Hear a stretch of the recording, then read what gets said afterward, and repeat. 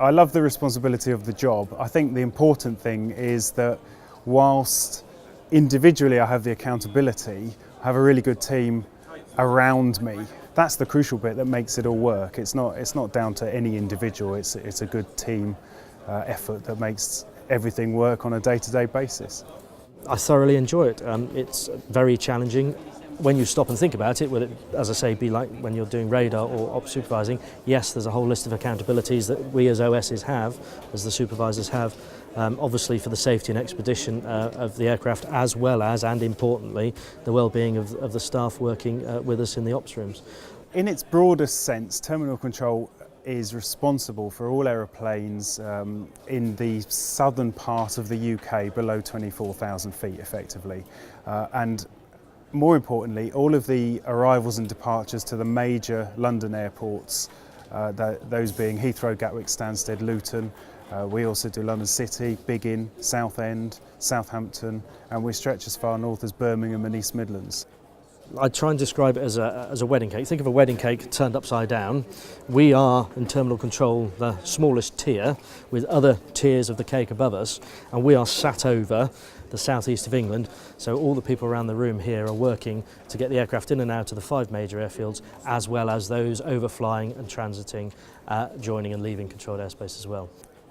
The atmosphere is an interesting thing, because I always say that I know how the room is running by the level of noise. Now normally, and this is a thing that strikes most people who come in here, they expect an air traffic control centre to be a noisy hubbub, much akin to a stock exchange, but it's completely the opposite. It's normally like a library, very deathly quiet.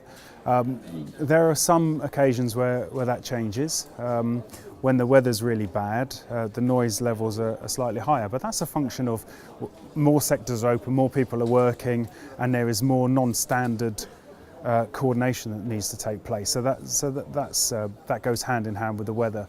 When you then have the unpredictable nature of weather as it is in this country coming through, and the time we were filmed, it was very bad storms coming through, and the unpredictable nature of that, of course, means that the whole room has another layer of complexity, dealing with whether it be over on the north or the south or on the airports, the actual weather is hitting, where it's going to go next, where it's been, how we're clearing up the aftermath of the weather going through. And then, of course, you've got the recovery period afterwards. When the weather's gone, you've still got to get the traffic back in. I can think of countless examples of things that I've done which are far more stressful than controlling aeroplanes. Standing in front of a camera is more stressful for me than controlling aeroplanes. I guess it comes down to training. It must do, because everybody does say it's a really stressful job, but actually it really isn't. Once you learn how to do the job, it's not stressful. There are things in day-to-day life which I get far more stressed about than coming to work.